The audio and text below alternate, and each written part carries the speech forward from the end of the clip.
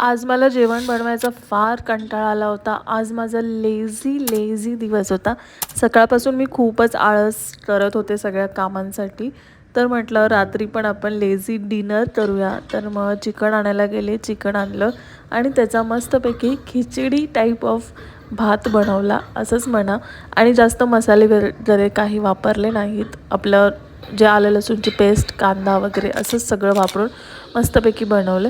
निम्मी तोपर्यंत तिचे सिरियल्स म्हणजे कार्टून बघत होती. होमवर्क आज दिला नव्हता त्याच्यामुळे जास्त काही अभ्यास नव्हता. तरी तिने टेबल्स पाठ केले आणि त्याच्यानंतर मग निलेश आणि ती गप्पा मारत बसले. थोड्या वेळाने निलेश बाहेर गेले. 2 दिवस झाले माझ्या डोळ्यामध्ये काहीतरी गेल्यासारखे झाले. खूप अशी आग होते. तर त्याच्यावरती मी बर्फ वगैरे फिरवते पण तरी पण काय करणार, नाहीच नीट होत आहे.